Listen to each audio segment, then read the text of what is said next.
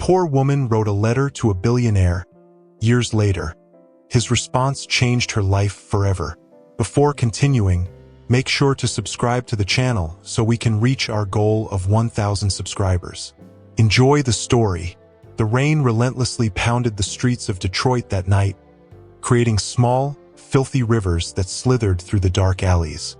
Emily Carter pulled her thin coat tighter around her body, trying to ward off the cold that seemed to seep into her very bones.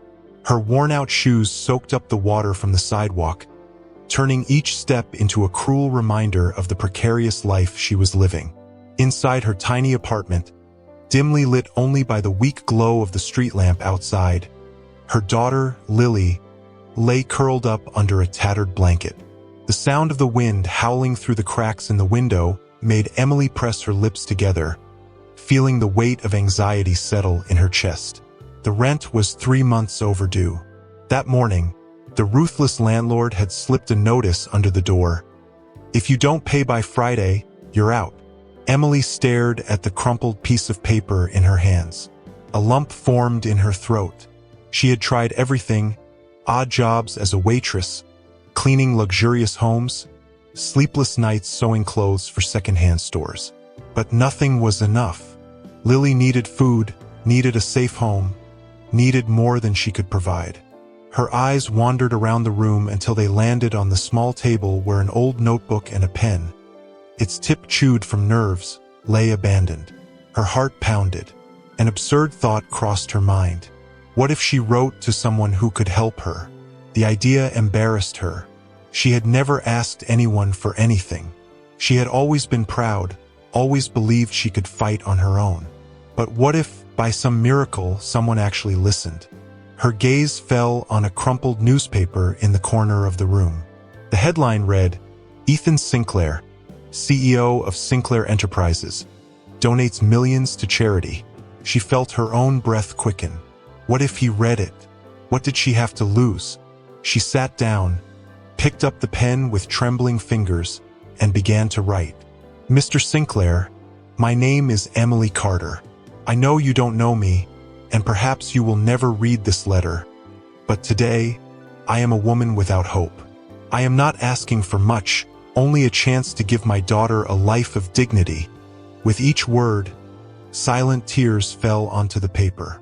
She didn't know it yet, but that letter would change everything. Emily read and reread the words scribbled on the page, searching for any mistake, any flaw that might justify her hesitation. The paper was stained with a few tears that had fallen without her realizing it. Her pride still battled against the decision to send that letter. Asking for help from a man who had never heard her name felt humiliating. But what was pride compared to Lily's hungry cries? What was shame against the risk of her daughter sleeping on the streets? With a heavy sigh, she carefully folded the sheet of paper and slipped it into an envelope. She had no money for stamps, but maybe she could convince the postal clerk to help her. The next morning, after leaving Lily in the care of the elderly neighbor who always offered her a cup of tea and a tired smile, Emily walked to the post office. The icy wind cut across her face, but she kept her gaze fixed on her destination. The counter was crowded. Impatient people clutched important envelopes, expensive packages, urgent documents. Emily felt small, insignificant. What if everyone here knew she was sending a letter begging for help? When her turn came, she placed the envelope on the counter. The clerk, a middle-aged woman with crooked glasses perched on the tip of her nose, looked at Emily, then at the crumpled paper in her hands. "You need a stamp. $1.50. Emily hesitated. She rummaged through her pockets, finding only a few coins. She was still more than halfway short. I don't have the full amount right now," she whispered, shame burning her skin. The woman frowned, ready to refuse. But then her eyes landed on the recipient's name, written in careful letters. "Ethan Sinclair, Sinclair Enterprises, New York." Something in the clerk's face softened. "Just this once?" she murmured, grabbing a stamp and pressing it onto the envelope with a swift motion. Emily blinked, startled. "Thank you," she said, her voice thick with emotion. The clerk only nodded and slid the letter into the outgoing mail pile. Emily stepped out of the post office feeling empty. What had she done? What did she really expect? Men like Ethan Sinclair don't read letters from women like her. And yet, as she walked back home, a tiny ember of hope refused to be extinguished. Days passed, then weeks, then months. Emily woke up each morning with a fragile sliver of hope, only to have it crushed by reality. Every time the mailman passed down the street, she held her breath. Whenever the neighbor gathered the building's mail and left it on the hallway table, her eyes scanned every envelope, searching for a name that never appeared. Ethan Sinclair. But there was no response. No note. No phone call. Not even a simple acknowledgement of receipt. Life didn't pause to wait. On the contrary, it seemed to tighten its grip even further on Emily and Lily. The weather grew colder, and the rent remained unpaid. The landlord, growing impatient, knocked on the door twice that week, warning her that he wouldn't accept any more excuses. On the third knock, he didn't bring words, he brought an eviction officer. Emily tried to argue, tried to promise that she would pay soon, that she would find a way. But the men standing before her weren't there to listen to pleas. They were there to remove her from her home. That night, mother and daughter took shelter in a bus station, the freezing wind whispering its indifference. Lily shivered inside her thin coat, and Emily held her close, trying to shield her as best she could. Maybe if I had begged harder, she thought. Maybe if I had written another letter. But the words she had written months ago had likely been swallowed by the vastness of a luxurious office in New York. Perhaps never opened, perhaps tossed aside without being read. Ethan Sinclair never responded. And Emily Carter, now homeless, was beginning to accept that no one ever would. Morning arrived without mercy.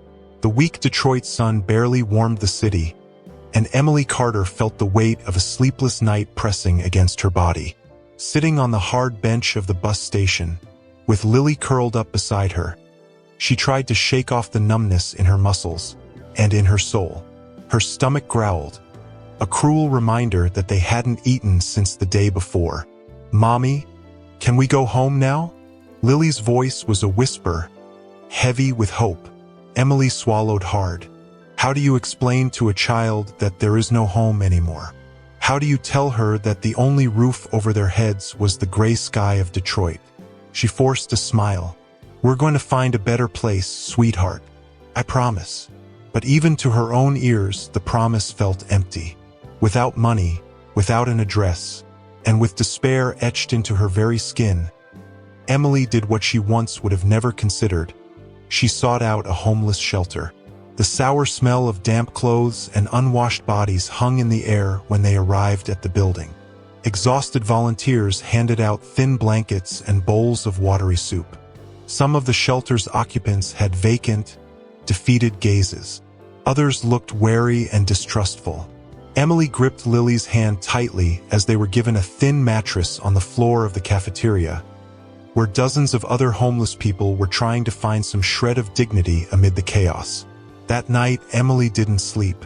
She lay awake, watching her daughter, watching her small eyelids flutter shut in exhaustion. She didn't deserve this. No child did. But fate wasn't done testing her yet.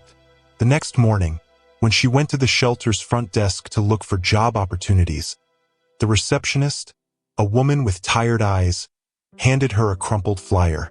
"They're hiring waitresses at a restaurant downtown," she said. "The shifts are rough, but they pay at the end of the day." Emily held the paper as if it were gold. "Thank you. Just a heads up," the woman added, her voice serious. "It's the kind of place that doesn't have patience for mistakes. If you get the job, stand your ground." Emily nodded. She had already endured the worst. A tough job was a small price to pay for a fresh start. Little did she know, this would be just the first step in a long journey. 5 years had passed since Emily Carter wrote that letter. 5 years of struggle, of silent sacrifices, of sleepless nights trying to build something out of nothing. Now, Working as a waitress in a busy Chicago restaurant, she had slowly managed to rebuild a life for herself and for Lily. It wasn't an easy life. The rent was still a burden. The bills piled up, and there were days when the exhaustion felt unbearable. But at least her daughter had a roof over her head, warm meals, and a school to attend. That alone was a victory. On the other side of the country, in New York, life was moving in a vastly different direction. On the 25th floor of Sinclair Enterprises, Ethan Sinclair reviewed multimillion-dollar contracts from his massive glass-walled office, surrounded by a breathtaking view of the city that never slept. But that morning, something seemingly insignificant crossed his path. Mr. Sinclair, his assistant, Diana Moore, called as she stepped into the office, balancing a stack of documents. "We need to go through the list of old correspondence. We found some letters that were never opened." He merely gestured for her to leave them on his desk, barely paying attention. Hundreds of letters arrived at Sinclair Enterprises every month. Requests for donations, business proposals, desperate attempts to get his attention. It wasn't unusual, but as Diana sorted through the pile, an aged, yellowed envelope slipped from her hands and landed on the floor. The name scrawled across it caught her eye. Emily Carter. Something made her pause. Maybe it was the unsteady handwriting. Maybe it was the way the paper was folded, as if it had been clutched by trembling hands. Acting on instinct, she picked it up and carefully opened it. And then she started to read. With every line, her chest tightened. "Mr. Sinclair, my name is Emily Carter. I know you don't know me, and perhaps you will never read this letter. But today, I am a woman without hope." Diana swallowed hard. When she finished, she lifted her eyes to the man before her. "Mr. Sinclair, I think you should read this." Ethan frowned, taking the paper from her hands. At first, he skimmed through it, treating it like any other document. But then, something in those simple, pain-laden words hit him in a way he hadn't expected. By the time he finished, he sat in silence for a long moment. Finally, he looked up at Diana, his jaw tight. "Find out where she is. Now." Silence hung over Ethan Sinclair's office after he read the letter. He leaned back in his leather chair, rubbing a hand over his face, a rare display of exhaustion. Something about that letter had unsettled him more than he cared to admit. "Who is this woman?" he asked, his voice low, masking the unease creeping into his chest. Diana was already typing, her fingers gliding swiftly over the keyboard. "Emily Carter," she murmured as the screen loaded. "Lived in Detroit at the time she wrote the letter. A single mother, no stable income. There are no recent records of her there." Ethan frowned. "And now?" Diana kept searching until a new file popped up on the screen. "I found something," she said, sounding surprised. "It looks like she moved to Chicago a few years ago. She's working as a waitress at a restaurant downtown." Ethan absorbed the information in silence. Emily Carter. He reread the letter in his hands. The name meant nothing to him, but the pain woven into those words had cut through him like a blade. He recognized that kind of desperation, because years ago he had been a child forgotten by the world. Raised in a rundown Brooklyn neighborhood, Ethan had grown up with nothing. His father had disappeared before he was even born. His mother, a kind woman with no opportunities, had fought with everything she had to keep him in school and put at least one meal on the table each day. But fate had been cruel. When Ethan was just 14, she got sick. The treatment was too expensive. And then, one day, he came home to find only an ambulance parked outside and a neighbor who couldn't look him in the eye. He was evicted the same month. He spent nights sleeping in subway stations, surviving however he could, until an unexpected opportunity appeared. A businessman who frequented the diner where Ethan worked as a janitor saw something in him and decided to invest in his future. The rest was history, but that past had never left him. He knew what hunger felt like. He knew what it was to be cold. He knew what it was to scream for help and be ignored. And now, years later, a stranger had written to him, begging for the very chance he had once been given. He stood abruptly. "Call that restaurant," he ordered Diana. "Find out if she still works there." Diana hesitated. "Sir, it's been 5 years. She might have moved on." Ethan met her gaze, his eyes cold, unyielding. "And what if she hasn't?" Diana nodded and reached for the phone. As Diana dialed, Ethan turned to the window, gazing out at the vast expanse of New York beneath his feet. Deep down, something told him this story was far from over. Emily Carter wiped down the last table of the night, feeling the weight of exhaustion settle into her shoulders. The restaurant in Chicago had been packed throughout her entire shift, and her 12-hour day had been particularly grueling. Her feet ached. Her hands were rough from hours of scrubbing dishes and balancing trays, but at least she had made enough to cover another bill and buy food for Lily. She untied her apron and headed to the back, ready to grab her bag and go home. But before she could leave, the restaurant manager, a middle-aged man with a perpetually sour temper, called to her from the doorway of his office. "Carter, phone call for you." She frowned. Who would be calling her at work this late? With a hesitant step, she picked up the receiver. "Hello." A firm, professional voice came through the other end. "Good evening. Am I speaking with Emily Carter?" "Yes, this is she," she replied, her heart starting to race. "My name is Diana Moore. I am Mr. Ethan Sinclair's personal assistant." The name hit Emily like an electric shock. For a second, she froze, unable to process what she had just heard. Ethan Sinclair? The same Ethan Sinclair she had written a letter to 5 years ago? The billionaire? Untouchable, whose name she never thought she would hear again. Her hands grew clammy as her grip on the phone tightened. "I'm sorry," she said, trying to keep the tremor out of her voice. "There must be some mistake." "There is no mistake, Miss Carter," Diana replied patiently. "Mr. Sinclair found your letter and would like to speak with you."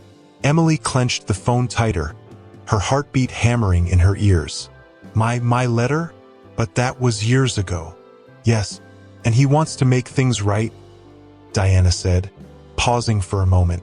"Mr. Sinclair would like to meet you." Emily let out a short, disbelieving laugh. "Is this some kind of joke? Did someone at the restaurant set this up?" Diana remained composed. "I understand that this must be a shock, Miss Carter, but I assure you it's real. Mr. Sinclair wants to see you in person." Emily ran a hand through her hair, trying to make sense of it all. After all this time, now, when she had finally managed to get back on her feet, even if just barely, something inside her screamed to say no. But another part of her, a part that still remembered the desperation of that rainy night in Detroit, knew she couldn't ignore this. Where does he want to meet?" she asked at last. On the other end of the line, Diana smiled. "Mr. Sinclair is sending a car to pick you up." Emily's stomach twisted as she stared at the sleek black car parked outside her small apartment. The luxury vehicle looked completely out of place in the modest neighborhood where she and Lily lived. The driver, a man in a perfectly tailored suit, stood waiting by the open door, unbothered, as if picking up a waitress was just another part of his daily routine. She turned to her daughter, who was already in her pajamas, curled up on their worn-out couch. "I'll be back soon, sweetheart," she said, trying to keep her voice steady. Lily frowned. "Are you sure this guy isn't a villain from a movie?" Emily let out a nervous laugh. "If he is, I'll scream." But inside, she wasn't as calm as she pretended to be. She hesitated before stepping into the car. What was she doing? Why, after all these years, did Ethan Sinclair want to see her? What could he possibly want from her now? The car glided smoothly through the streets of Chicago, heading toward downtown. Emily watched the city blur past through the window, her heart pounding. And when they finally arrived at their destination, the sight before her nearly took her breath away. The restaurant was unlike anything she had ever seen before. An elegant building with a sophisticated facade, complete with security guards at the entrance. Through the glass, she could see crystal chandeliers and tables draped in pristine white tablecloths, the kind of place reserved for millionaires and magnates. The driver opened the door for her. "Mr. Sinclair is waiting for you in the main dining room." Emily took a deep breath before stepping inside. Each step echoed against the polished marble floor. She could feel the discreet glances from patrons and waiters as she crossed the room, as if they all knew she didn't belong in a place like this. And then she saw him. Ethan Sinclair sat at a table in the center of the restaurant, flawless in a tailored suit. His dark brown hair was perfectly styled, and his deep blue eyes locked onto her the moment she entered. He rose to his feet as she approached. "Emily Carter," he said, extending his hand.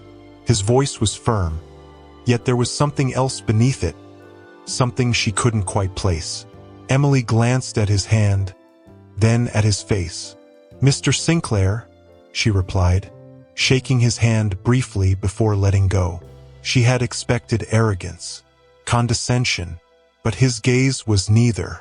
It was the look of a man who had something important to say, and she had no idea what she was about to hear. Emily felt the weight of Ethan Sinclair's stare as she took a seat across from him. A waiter, impeccably dressed, approached with a menu, but she didn't touch it. Her throat was dry, and her mind was racing in 1,000 different directions. Why had he called her here? What could a man like him possibly want with someone like her? Ethan didn't waste time with pleasantries. "I imagine you're surprised," he said with a faint smile, one that didn't quite reach his eyes. Emily crossed her arms, trying to keep her posture firm. "That's an understatement. What do you want from me, Mr. Sinclair?" He leaned forward slightly, resting his elbows on the table. "I want to correct a mistake." Emily blinked, confused. "A mistake?" "Yes," he nodded. "I found your letter, after 5 years." She felt a tightness in her chest. Her letter, that fragile piece of paper filled with pain, hope, and desperation. "It doesn't matter anymore," she said, masking the sting in her voice. "I survived without an answer." "But you shouldn't have had to," he countered, his voice steady. "I failed you, Emily." She didn't know how to respond. There was something in the way he said her name, something that wasn't just guilt or obligation. Ethan paused before continuing. "When I read your letter, I realized it could have changed your life. If I had seen it back then, maybe things would have been different." Emily swallowed hard. She didn't want to think about the past. She didn't want to wonder what could have been if he had shown up earlier. "How did you find me?" she asked, trying to steer the conversation elsewhere. "My assistant found your records and tracked down your workplace." Emily frowned. "So you have people who investigate other people's lives?" The corner of Ethan's lips lifted slightly, though not in arrogance. "Let's just say I don't like leaving questions unanswered." Emily clasped her hands in her lap, feeling a nervous chill run through her. "And now that you've found me, what do you want from me?" Ethan took a deep breath before saying, "I want to offer you an opportunity." She let out a dry, humorless laugh. "I'm not here for charity." "It's not charity," he countered. "It's a challenge."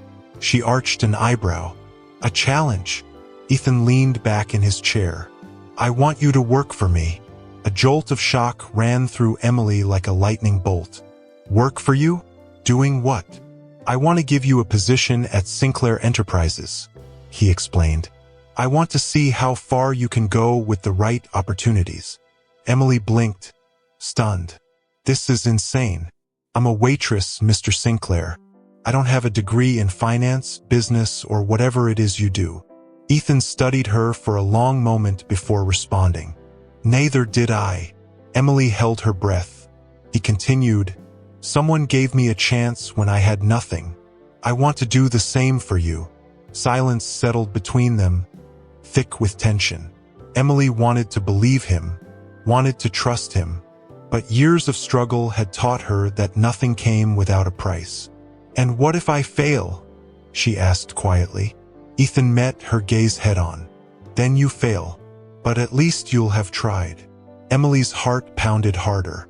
She was standing before a door she never imagined would open. The only question was, did she have the courage to walk through it? Emily walked through the illuminated streets of Chicago that night, feeling the cold wind bite against her skin. Her hands trembled, not from the chill, but from the storm of thoughts raging in her mind. Ethan Sinclair's proposal echoed in her head like an incessant bell. I want to give you an opportunity. I want to see how far you can go with the right chances. It all felt surreal. She had spent years fighting, swallowing humiliation, convincing herself that the world didn't offer second chances. And now, one of the most powerful men in the country was simply offering her a hand. But why? She couldn't shake off the doubt. Men like Ethan Sinclair never did anything without a reason. When she arrived home, she found Lily asleep on the couch, a book resting on her chest. Emily smiled softly, carefully lifting the book and pulling a blanket over her daughter. Her heart tightened. No matter what happened, Emily would do whatever it took to secure a better future for Lily. But was accepting this offer really the right path?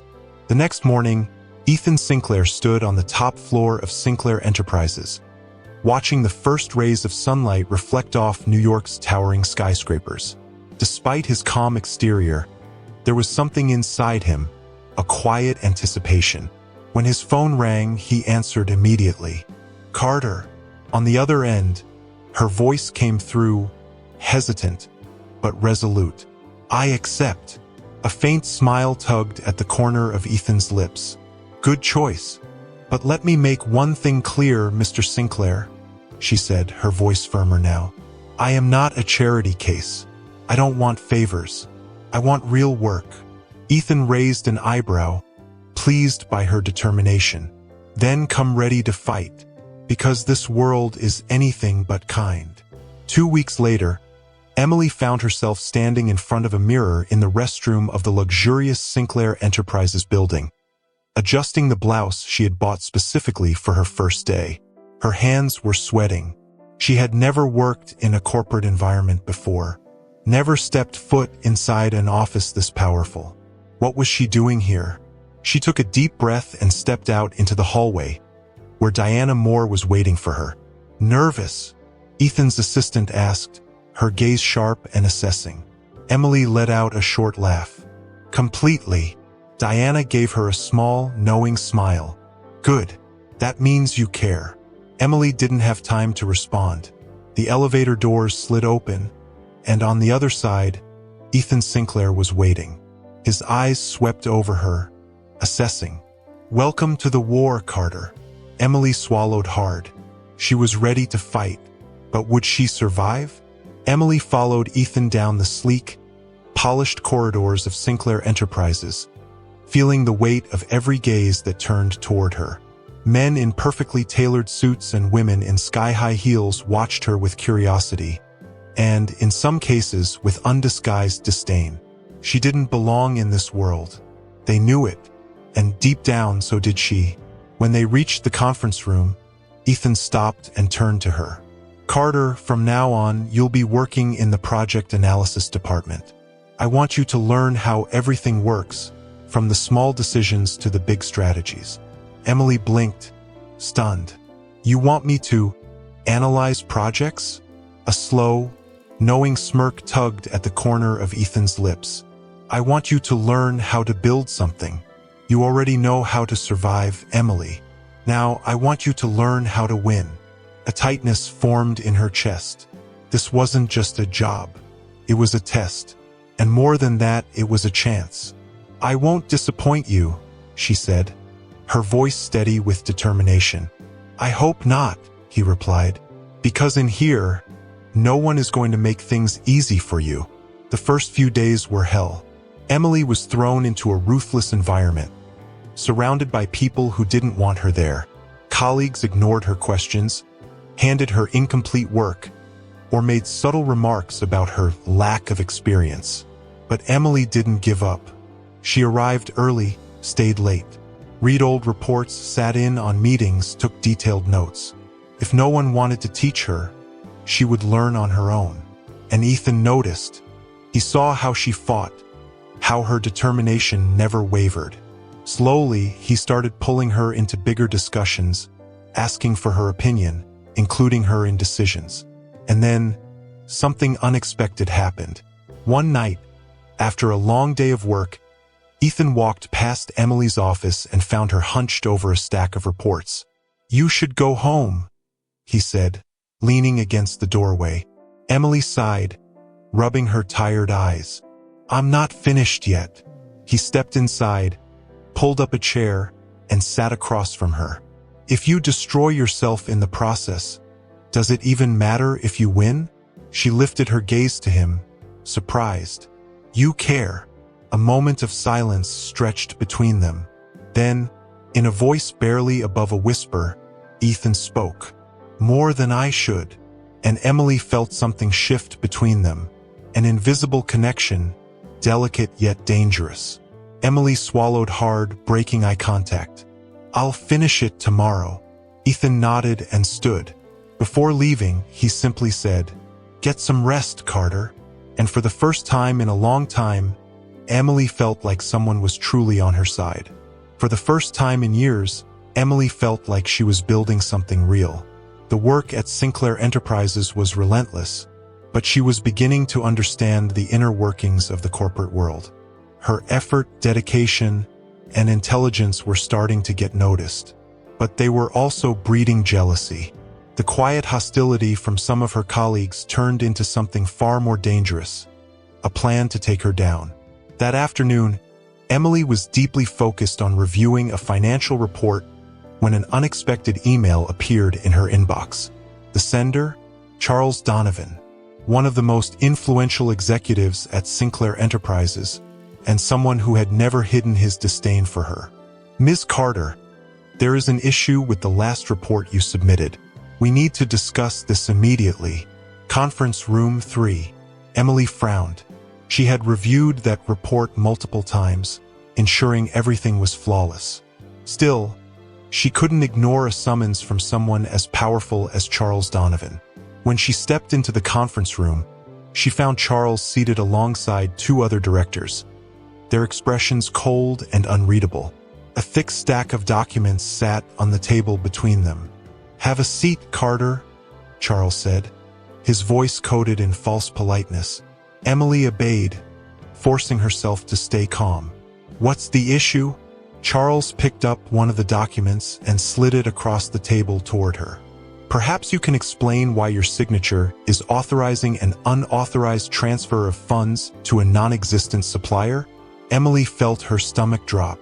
She grabbed the paper with trembling hands, her heart pounding. And to her horror, her signature was right there. But she had never signed that document. This is a mistake," she said, her voice shaking. "I never signed this." The other directors exchanged suspicious glances. "It's right here in black and white," Charles pressed. "A high-risk financial movement with no justification. Do you have any idea what this means?" Emily felt her throat tighten. She knew exactly what it meant. Someone had set her up. "I never authorized this transaction," she said, her voice laced with both anger and fear. Charles let out a theatrical sigh, pretending to be sympathetic. "We'll have to take this to Ethan. But personally, I wouldn't expect any leniency. He doesn't tolerate failures."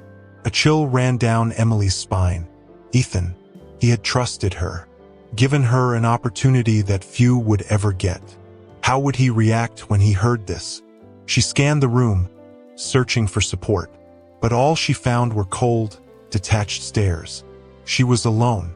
With no choice, she stood up and walked toward Ethan's office, each step feeling like another blow from fate. When she entered, he was standing with his back to the door, gazing out over New York's skyline. "Carter," he said without turning. "What happened?" Emily swallowed the knot in her throat. "I've been accused of something I didn't do." And then he turned. His steely gaze sent a shiver down her spine. "Then convince me." At that moment, she knew. Her life was about to fall apart again. Ethan Sinclair's office felt colder than usual. The massive windows revealed a stunning view of the city, but Emily couldn't see anything past the sharp, unreadable stare of the man before her. She knew what he was thinking. Did I trust the wrong person? The weight of the accusation hung in the air like a sharp blade. Explain yourself, Ethan said, crossing his arms. Emily took a deep breath, fighting against the knot in her throat. Someone forged my signature on a fraudulent document. I never approved that transaction. Ethan narrowed his eyes. Can you prove it? Emily opened her mouth, then closed it again.